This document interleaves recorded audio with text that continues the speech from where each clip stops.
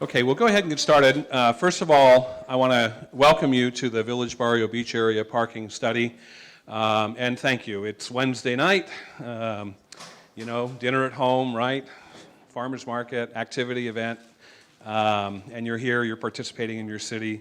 We're very appreciative of that, and your participation will definitely help us get to a better result on this study. So welcome, but more importantly, thank you for taking the time to be here. My name is Peter Norby. I'm a resident of Carlsbad for over 30 years. I've practiced professionally in North County cities, coastal, for over 20 years. I serve as the San Diego County Planning Commissioner. I've served in that role for 9 years. And then here in Carlsbad, I'm the Special Projects Coordinator under contract with the City of Carlsbad. So that's who I am. We basically have 3 parts of tonight's meeting, so I want to go over that a little bit. Roughly divided in equal segments. We're planning on going for an hour and a half, maybe slightly longer. The first half hour is really about the project. What have we learned to date? So there's been a lot of data collection. There's been a lot of survey work. There's been a lot of one-on-one interviews, a lot of online surveys. So what have we learned? What is that data showing us? And then next steps, where do we go from here? So what does the timeline look like for that? We'll do that for about a half hour. Then the next hour of the meeting really is your hour. So we're going to break that up into 2 parts. We're going to have three teams. There's 3 sets of displays. Just to have a little bit longer, more elaborate conversations, we're going to have the room, pick any board you want to go to. And for a half hour, we'll have team members there. So you can have a little bit of dialogue, longer questions, comments, ideas, draw on the boards, maps, kind of share information between yourself, ask questions, of course. And then the last thing we're going to do is we're going to get together for the last half hour and we'll just have a facilitated set of questions and answer. And I think we have a fairly manageable group here today, so we'll just do that with oral comments. So for that half hour, I'll just ask you to raise your hand if you want to speak. I'm going to ask you to be concise as possible because we want to get as many comments and questions in to the group as possible. Now, sometimes with larger crowds, we like to go with the comment cards because in a given period of time, more questions can be asked that way, but I think we'll go with kind of oral comments. Are you okay with that? Can we do that in terms of public speaking? That's great. So we'll do that. Now, I know there's many of you who don't like to publicly speak. So, I grew up in a large family. You had to speak. But for some, speaking is a phobia, and they don't like to do that. So another way of offering your comments, if you don't want to speak publicly, is to fill out a comment card, and we ask that you do that, both questions and comments tonight as well. Okay, so I'd like to for you to meet the team who's working on this study, and I will start with our captain, Pam Drew. So Pam, would you please... Would you please introduce yourself and then introduce the rest of your team? Thank you, Peter. I'm Pam Drew. I'm an associate planner with the City of Carlsbad. I've been with Carlsbad for 11 years, and I primarily do permitting and environmental review for city projects. So I am the project manager of this. Lolly, she's helping us out too. She works in our mobility/transportation department. And I've had a lot of questions about whether we're looking at putting in a trolley for the village area. And Lolly will be able to answer some of your questions tonight because she is actually working on a feasibility study looking at that. So she's way ahead in that game. Scott Donnell, if you're one of the 150 people that showed up for the Village Barrio Master Plan with the Planning Commission, you probably already know Scott. He's the project manager working on the Village and Barrio Master Plan. Cheryl Mason, she's with Sandag, and she's kind of helping with the contract management for Kimley Horn. And I just realized I forgot Brett from Kimley Horn because he was behind me. He's going to be doing the presentation tonight, and he's kind of the lead with Kimley Horn Group. And he really knows his parking stuff. We did an interview with him when we were selecting our parking consultant. And he really blew us away with something that's called a Park Plus model that they do. And he can tell you a little bit more about that. But that was really fascinating to be able to kind of look at future uses in the village and then see how that's going to affect our parking in that area. come back to Cheryl. She's kind of doing the contract management, kind of in between the city and Kimley Horn. They both work with the Sandag Service Bureau. Antoinette over here is also helping with project management.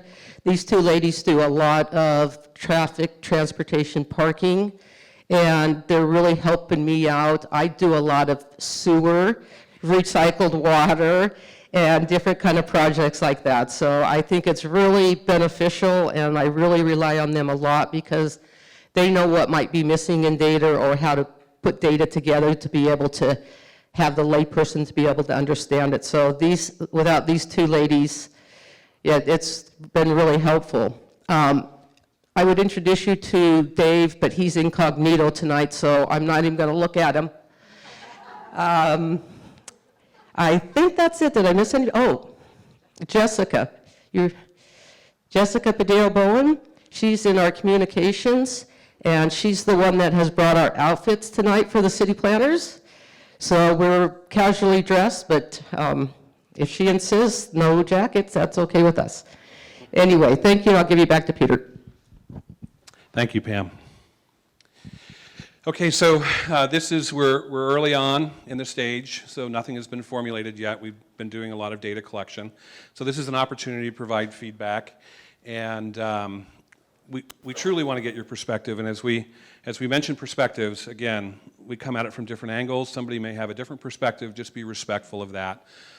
When you're at the tables, there may be several of you around the table. We've given you a half hour, but have your conversation, do it succinctly as possible, and make sure you share the time with the others that are around the table. So don't monopolize the table for a half hour, right? Share with your fellow citizens. And as I mentioned, if you don't want to speak out, or perhaps maybe we won't get to your question, please utilize the comment cards for both questions and comments.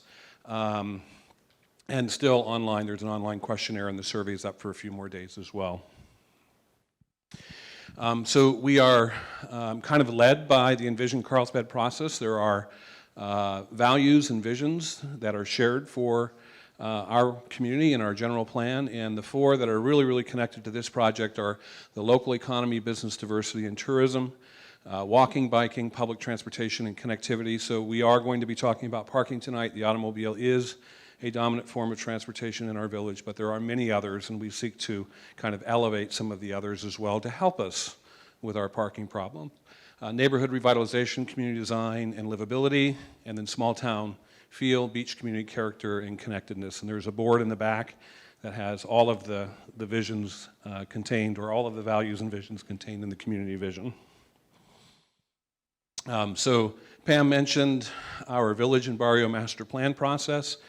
So how does this connect to our Village and Barrio Master Plan process? And so through the couple of years of working on the Village Barrio Master Plan process, parking started to percolate as a major issue. And I've worked on a lot of community plans, and you really never can guess what comes out in terms of being a top priority issue. But this particular plan, parking, started to be an issue with a lot of the community members, with staff, as well as with planning commissioners.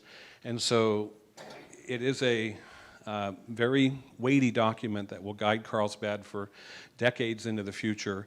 So we thought it would be appropriate to go ahead and do parking and do a deep dive into parking. We've had some parking studies that have been a little bit lighter, but really do a deep dive and see what we're looking at here. So this will inform the Village and Barrio Master Plan as we go forward.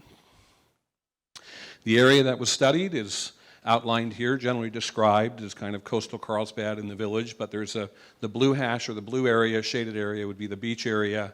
Kind of the pinkish would be the old Carlsbad Village area, and then the greenish down here would be the old Carlsbad Barrio area. So that's the area that's being studied.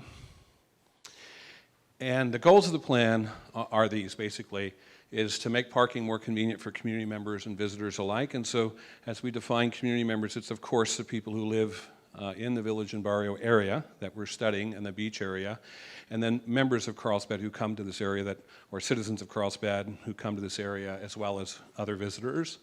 More efficient use of existing parking, so that gets into parking management strategies, not just adding parking, but parking management.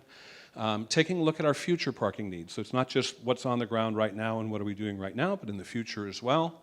And then other modalities, as we've talked about. So looking at that as well in the whole context of it. And then as this informs the Village and Barrio Master Plan, we also need to make sure that the work in this project, parking project, supports the vision as outlined in that plan. Okay, so with that, I will turn it over to Brett with Kimley Horn, and he'll take us from here. Tell us the full timeline of the study. What is it going to wrap up? Yeah, so I'm going to ask you to kind of hold all your questions, because some of your questions, like that one, will be answered in the presentation as we go forward. So if you can hold your questions, that would be great. I'll take that. I think I've got a mic, so thank you. I'm going to go up on stage because I'm a little bit shorter than Peter, and so I want you to be able to see me. And I point a lot, so I'll be pointing down here and it won't help. Thanks, Peter. So again, I'm Brett Wood. I'm with Kimley Horn and Associates. We're an engineering and planning firm. And I do parking, which is an odd thing, but I do parking studies. I'm a parking consultant. We do this all over the country. We've done the San Diego Regional Parking Management Toolbox, which was a precursor to this effort, and a lot of other efforts that have occurred in this region, which have helped us better understand how to implement parking management. And one of the key reasons we're doing what we're doing tonight is because that toolbox expressly says that things need to be data-driven. Decisions we make should be based on real data. And so we're going to show you a lot of data, and you've seen maps around the room that show colors and give you a sense of how utilized parking is, but that's only one of the pieces of information that we use to determine how a parking system works. And the other is forums like this, where we get feedback from the community, or the surveys, or the intercept surveys, where we understand how visitors to the community operate within the parking system. And that tells the full story. So the data that I'm going to go through is some point quantitative and looks at the real parking operation as we've seen it in the past few months. It's also qualitative and takes a lot of opinions into account so that we understand how the community feels and the people that use the community feel about parking. And I think one thing I'll point out, Peter mentioned it, and I think Pam may have even said it, we don't have recommendations at this point. I have told our team to basically put horse blinders on and not even think about what do we want to do with parking. Let's fully immerse ourselves in the data and understand that. And this is one of the last pieces of understanding that data, is to hear from you. So I'm not going to present this is what we're going to do with parking, because honestly we don't know yet, because I want to hear what you say first. So we'll go through this, and I'm really looking forward to the table exercises and the feedback, because that's going to be invaluable to us. So let's talk a little bit about what we've done. You asked the question about the process of the study. We actually we kicked this off in April of this year, and we began data collection and outreach in May, and we've been doing that up until this point, and we'll do it for another week or so. And there have been several channels with which we've collected data, one of which has been we've gone out, we've surveyed the number of parking spaces that are in the community, how many on-street spaces, how many off-street spaces, how many public spaces, how many private spaces. We've also surveyed how well they're utilized. So the color-coded maps that you've seen, and I've got in the PowerPoint, show how spaces are utilized, or how parking facilities are utilized at different times of day. We've also looked at how people behave. How long do they stay in a parking space in different parts of the community, how parking is transformed at different times of day and around different types of businesses. We've also done an online survey, which is still open. So show of hands, has anybody in the room done the online survey? We've got a pretty good cross-section. If you haven't, I would urge you to do that. We've got a couple of iPads back in the back that you can take it tonight if you want to. There's also a link I'll show you in the presentation that allows you to go back home and take that. But take the survey, because that information is invaluable. We also did intercept surveys. So we had a team of people in the field several different times throughout May and June who were, as the name suggests, intercepting people on their way to different destinations and asking them questions about how easy parking was, or where they parked, or how they arrived. So did anybody take an intercept survey? Okay, a few people, but that's good. So we were also trying to capture those people that may not be in the room tonight, that may show up and go to the beach and come to Carlsbad a couple of times a year, but are still valuable opinions that we need to have as part of the study.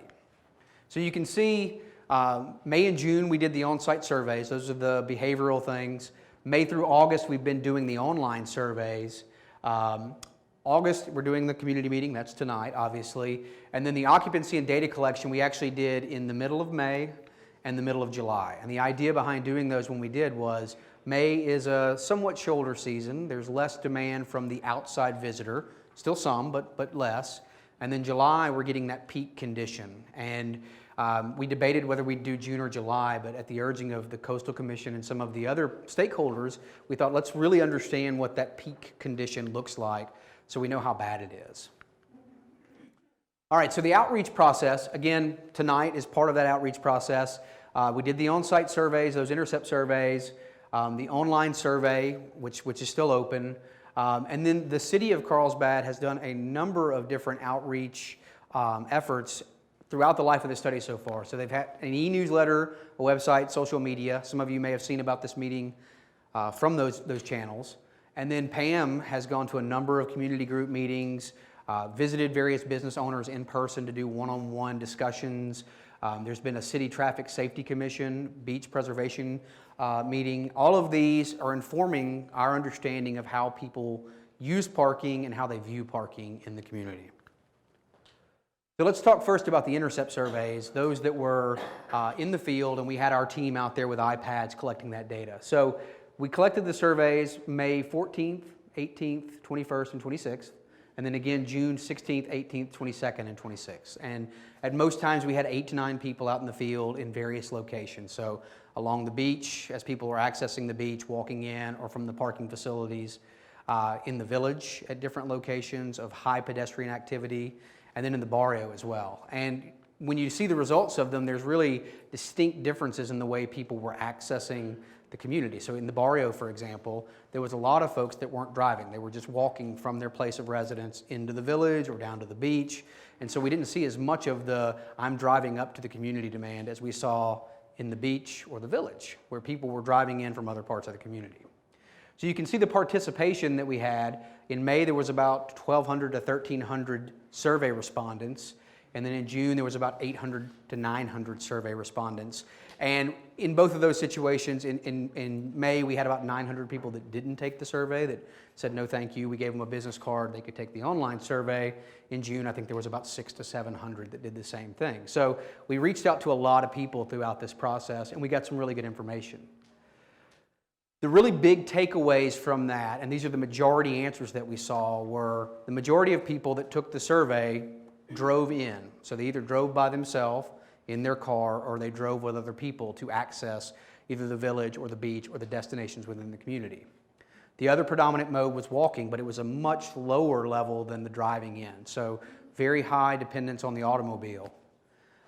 Most of the people that took the survey, and remember, they would have just parked and they're walking to their destination, most said they found parking in less than 2 minutes.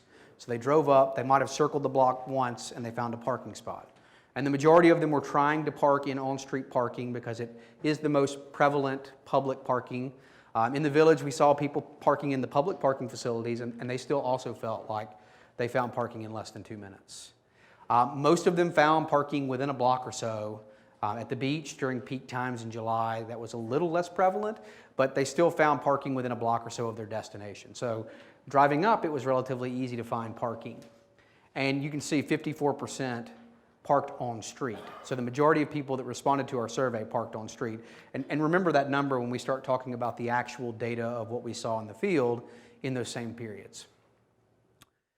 For the online survey, we stopped for this meeting as a preparation for this meeting on July 18th. So at that point, 647 people had taken the survey. Now I get emails every morning that there's more people taking it. So I know that number is higher now, and hopefully it's going to be much higher after tonight when you all take it that haven't taken it. But we've got about 640 people, and if you've taken the survey, you'll know that it asks the question, are you a resident? Are you a business owner? Are you an employer? Are you a visitor? And it's kind of hard to answer because you could be multiples of those, or you could be what we call a visitor, but really you live in Carlsbad, you just live outside of the study area boundary. So there's some vagueness with the results, but it allows us to understand for those residents that are in the study area how they view parking adjacent to their house. And for the business owners, how their employees or their patrons view parking. And then again, for the employees, how they see parking. And again, if you haven't taken it, there's the link. We'll have it. It's back on some iPads in the back, and I can get you this link if you don't write it down right now. But please go ahead and take it. It's good information for us. And it's going to stay open until about the middle of next week. So For the survey, like I said, we broke it up into different types of people responding to the survey. And so you can see the residents were a pretty large majority of people taking it, about 223, as well as the visitors. And again, that visitor is a little vague because you may not really be a visitor. You may live in Carlsbad, you just don't live within our predefined boundaries. But those were the two biggest response groups. And then we got a fair amount of business owners and a fair amount of employees. I would say this is not a statistically significant survey, but it is useful for us to understand how people view and perceive the parking system in your community. So a little bit about the results from that survey. The business owners, about 58% said that they don't provide parking for their employees. Their employees are on their own to find parking, and they either park on street in front of the business or around the corner or in a surface lot somewhere, but the employees don't, or the business owners don't specifically provide spaces for their employees. And they also responded that about 84% of their patrons or customers were able to park within 2 blocks. So they didn't feel it was a detriment to their business. Now, the interesting thing about the survey results, when asked about who is parking directly in front of their business, a lot of the business owners weren't sure whether it was their employee, that was a fairly low number, or employees of another business. So somebody else that's across the street, their employees are parking in front of my business, or people that are parking in front of their business and going elsewhere. So there was some vagueness in their response about who was actually parking in front of their business. But the overall access to parking wasn't prohibitive enough that they thought that their patrons couldn't find parking. From the employees, they noted that about 50% of the respondents to our survey could find parking in less than a couple of minutes, which is supportive of the idea that maybe they're parking on street a block away or in front of the business or in a surface lot somewhere close by. Half of them said they park in off-street lots. So that's good. We want them parking in the off-street lot, so the on-street's turning over. So you drive up to go to a business, you can park there and get in and out. I'd like to see that number higher. I'd like to see 85 or 90% of them parking in lots, but that comes through some of the recommendations that we'll talk about tonight when you tell me what you're thinking and how we regulate parking. From a resident perspective, 72% of them noted that they have designated parking. And when we say designated parking, it's either in a garage at their home, or if they live in an apartment complex, it's a surface lot or a garage associated with their apartment complex. There were a large majority of people that said that they also use street parking around their homes just because it's available. But the majority of people said, we do have parking available to us. So there wasn't an addressed problem with, I don't have parking at my home, I have to rely on the on-street network, like you see in some parts of the community where maybe there's no garages or driveways. With the visitors, and again, visitors are the people that live outside the boundary, 75% said they are able to park in 5 minutes or less. They drive in, they may circle the block a couple times and they find what they're looking for. And 60% of them said they're within a block of their destination. So the walking from parking to the destination is not terrible. So the other piece of that's all of the qualitative data that tells us how people perceive and view their parking experience. And that changes on a day-by-day basis. You may think parking's easy for 90 days out of the year, and then one day you drive up and can't find it, and it's horrible parking. But for the majority of people, their perception of parking was that it was good. From a data collection standpoint, now we went out and we actually counted the number of cars that were parked in spaces. So when I show you percentages or the colors, and I'll speak a lot in colors, these are a percentage of spaces that are filled. So when I say 50% were filled, that means half the spaces in the lot were filled. And that was our goal, is just to understand for the entire system, not just city-owned or public accessible parking, but for everything. The restaurants, the banks, the churches, everything, how full were their parking facilities at different times of day? And in May, we went out and we did 6 a.m. to 9 p.m. And the idea was, let's get, before it gets really busy, let's understand what's happening during the middle of the day, when businesses are in operation during the week, or on the weekend when people are coming in for the beach activities, and then into the evening as the demand might die off. In July, we went a little bit further. We did 6 a.m. to 11:30, and the idea there was, at 9, we may not see the full residential demand that's happening on the streets. Let's go a little bit longer. People are coming back from dinner. They're coming out from wherever they went for the entertainment for the evening. By 11:30, their car is probably parked on the street if they're going to park on street, and we can collect that. I will caveat, the only thing we didn't count was that residential, my dedicated parking space in a garage or a driveway, or even in most of the residential complexes, because we can't get into those. But this would be everything else. So let's look at it globally. And when I say all of these averages, this is going to be for the entire area you see in the map. So this is a combination of all of the village, all of the barrio, all of the beachfront. And we'll drill down into some specific areas in a second. But for May, on a weekday, the peak occurred at 1 o'clock. So the lunch rush, business rush happening around that time. And we saw that that was about 46% full. So less than half the spaces at that time were filled. And a majority of them were available for use. Now, many of those might be private, but they were available when you look at all of the spaces together. On the weekend in May, the peak occurs at 9 a.m. So again, people are out for breakfast, activity, the beach is starting to ramp up with activity. That's about 49% full. So still a little less than 50% full when you look at all of the spaces. When we look at July, our peaks turn to about 7 p.m. So we're seeing extended demand throughout the day. A lot of this is the end of the day beach demand merged with dining demand and activity demand for residents and visitors alike. So you're seeing a little bit later peak at 7 p.m. And you'll notice that the occupancy for July is 53 during the weekday and 54. So it's about 5 percentage points higher than what we saw in May, which doesn't seem like a big jump, but when you look at the colors in the map, you'll understand what that means. So this is May, and you can see all of this. I know this is clearly visible back there in the back of the room. We do have maps, and you may have some in your handout that you picked up at the table. And we'll go through these at the tables when we break out, so we'll go into greater detail about these. But what I'd point out to you is the colors on the map are indicative of how full a facility is. And we've deliberately set them up in different brackets because those represent industry thresholds for how parking is utilized. So the blue is less than 50%. So half the spaces or more are open. And that, in the industry parlance, is generally a facility that has an opportunity to accept more demand. So we can find more cars to put in that lot if available. Now you'll notice as you're looking around, and you may orient yourself with things that are happening on the map, a lot of those are private parking facilities. So at 1 p.m. on a weekday in May, at 9 a.m. on a weekend in May, those are empty. Well, largely a lot of those businesses aren't open. So you're seeing a lot of that 50% that's open is occurring in those blue lots that are private. The red, on the other hand, is the other end of the spectrum, and those are greater than 91% full. So in industry parlance, that is effectively full. Even though there's 9 or 8% left in that lot, it's hard to find those last few spaces because they may be tucked into the back corner. Somebody might have put a trailer on it. It might have debris on it. So it's hard to find those last few spaces. So we generally consider those full, even though they may not be 100% full. The orange you're seeing is 75 to 90, and those are approaching capacity. So there's still room left in them, but there's not enough really to do anything with. We can't really put more cars in there because we're going to quickly go into that red category.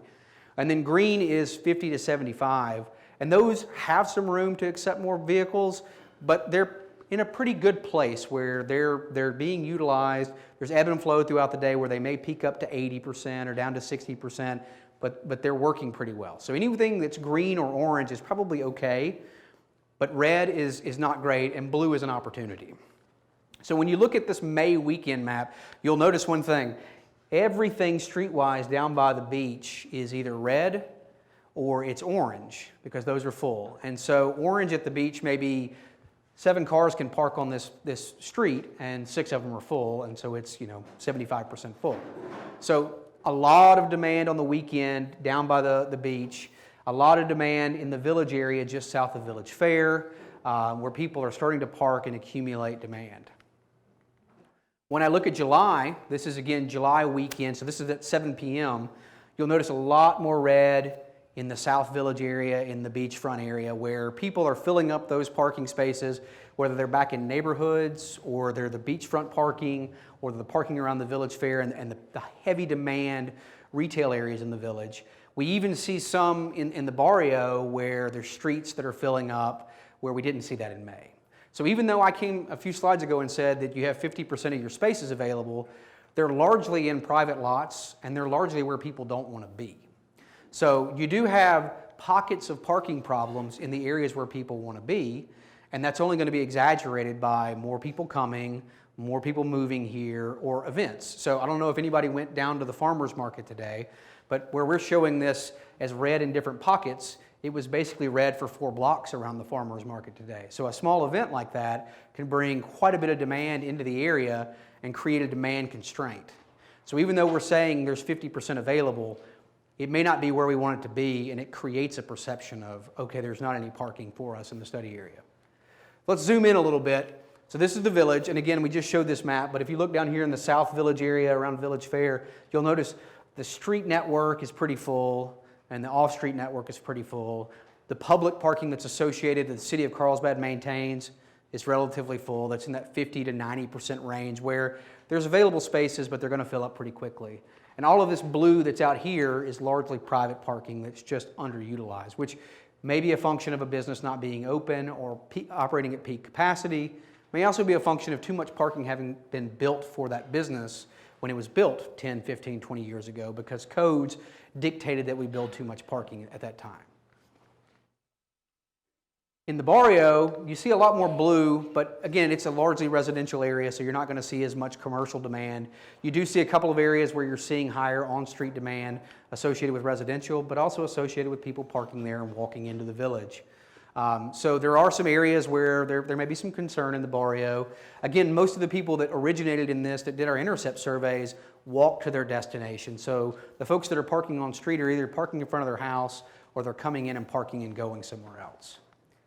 And then again, the beachfront, and this is July weekend, but you can see we're largely green, orange, and red throughout the beachfront area. And this is again at 7 p.m., peak for the whole system. If you look at midday, it's red everywhere as people are going to the beach and trying to find spaces there. And obviously, you know, the beachfront, you pay for parking in the beachfront lots, so people are competing for those free spaces that they can find. So those tend to be in high demand. So there's definitely some issues along the beachfront where you may have some constraints with people trying to find parking. So if we look at kind of an overall summary of this, so the village area tended to have the biggest swings. We would go out in the morning, we'd come back around 10 a.m., we'd come back at lunchtime, come back at 2, and it had the biggest swings throughout the day where it would go from 20% occupied to 50% occupied to 70, and then back down, and then at dinner time it'd go back up to 70% again. And that's indicative of a lot of turnover. People come in, eat, shop, leave. The next wave comes in, eats, shops, leaves. So you have a lot of people coming in and out of that area. The other thing that we saw was on the July weekend, when you're looking at the types of parking that are full, the on-street network's about 53%. Now, if you remember the people that took the intercept survey, 54% of them said they parked on-street. So we're consistently, about half of them are full. That's where people are parking. It's in higher demand. The public lots are about 52% full, and then the private lots were at 36%. So the numbers that I showed you where it was 50% empty, a lot of that's being driven by this number right here where it's pulling that number down. So your public facilities are really starting to creep up as you're seeing more activity, beachfront and village. The other thing that we did, I mentioned kind of looking at behavioral data, we looked at how long people park. So most of this is on-street parking. You'll notice our buckets here are 0 to 2 hours, 2 to 4, 4 to 6, 6 to 8, and then above 8 as we get down here. And then the blue is the village, the orange is the barrio, the gray is the beach, and then this is the study area as a whole that's black. So the gray and the blue on that first column over there are 70-something% for the village, and then 65-ish% for the beach, which you'll notice that the barrio is about 49%. So it's relatively low. The other 50% of people that are in the barrio are parking for much longer. They're either parking for 4 hours or 8 hours or 10 hours or even 12 plus hours, which is indicative of a residential parking situation over there. So a lot of people are parking for a longer duration. But your village, which just like we said with the occupancy where it ebbs and flows, it turns over quite a bit. Most of the people are parking for less than 2 hours and they're moving on to the next location. So it's operating as we want it to. It just may have some areas of constraint. So that's it for data that we're presenting. Now I think the real data we're going to get is the feedback from this group. But there was a question about the life of the study. So this is our next step. So after tonight, we're going to go back and we're going to review the data that we've presented. We're going to review the rest of the surveys. We're going to review your feedback. And we're going to come back and put together a parking management plan that we will present in early 2017. So the majority of the fall, our team, the city team, the Sandag team will be putting our heads together to take your ideas and put them into action in a parking management plan.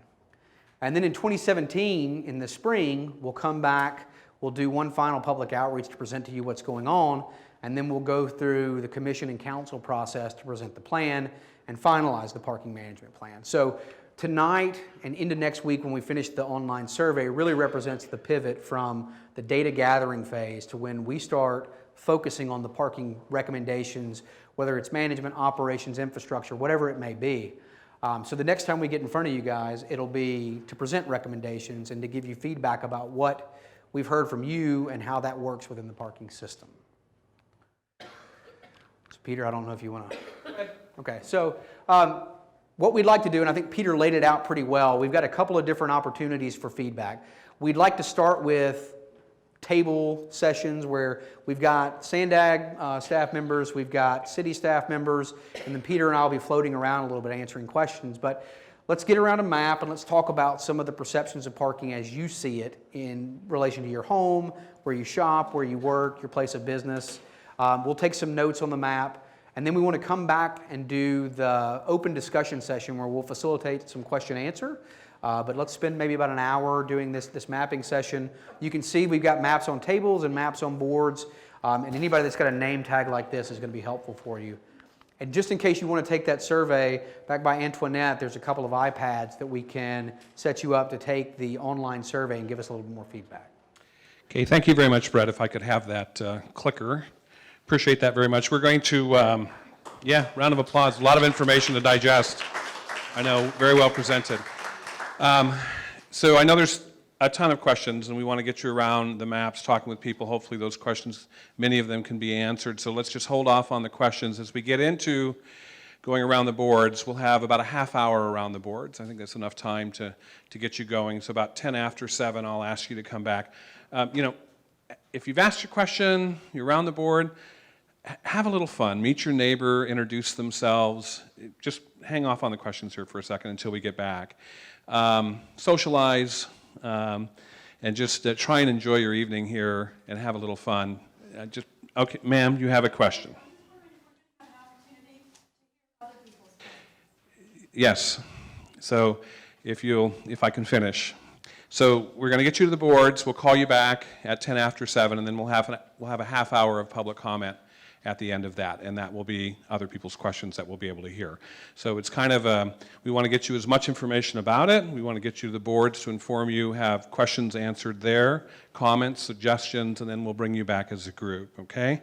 If there's any Spanish translation that's needed, we have that service here available as well. Just contact a staff member if you need some assistance with that. We can do that. Restrooms are across the hallway, and with that, we will send you to the boards on the information breakout, and then we'll get back together at 10 after 7.